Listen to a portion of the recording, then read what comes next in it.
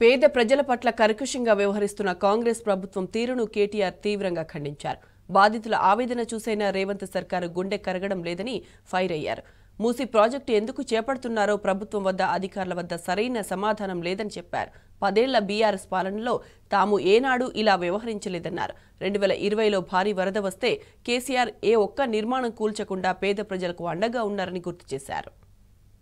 ప్రభుత్వాలు అమానవీయంగా మానవత్వం లేకుండా కర్కశంగా ప్రవర్తించినప్పుడు ప్రజలు ఏమనుకుంటున్నారో కనీస సోయి లేకుండా ఆలోచన చేస్తున్నప్పుడు పరిస్థితులు ఎట్లా ఉంటాయంటే, ఆడబిడ్డల ఆవేదన, మా తమ్ముళ్ళు మా అన్నల ఆవేదన వింటే మనసున్న ఎవరికైనా మనసు కరగక తప్పదు.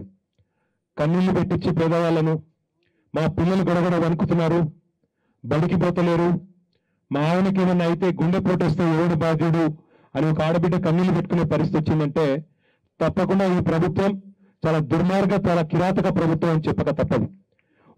అసలు మూసీ అనే నది ఎప్పటి నుంచి ఉన్నది, దాంతో వచ్చిన సమస్య ఏంది, ఎందుకు చేస్తున్నది ఈ ప్రాజెక్ట్ అంటే ఒక్క అధికారి దగ్గర కానీ, ఒక్క మంత్రి దగ్గర కానీ, ముఖ్యమంత్రి దగ్గర కానీ సమాధానం లేదు. 1920 నుంచి 2020 వరకు మనకెన్నడూ పెద్దగా సమస్యలు రాలేదు మూసీలో.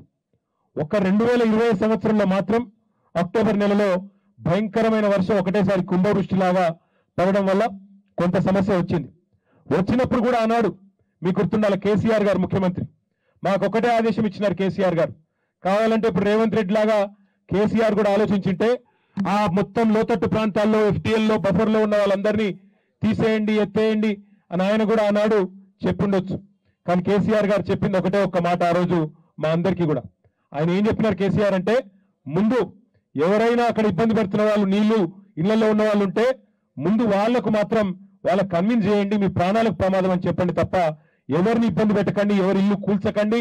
ఏమన్నా ఉంటే MFL అంటారు, మాక్సిమం ఫ్లడ్ లెవెల్, అది మాత్రం మార్కింగ్ చేసి పెట్టండి, అంతవరకే ఉంచండి అని చెప్పినారు.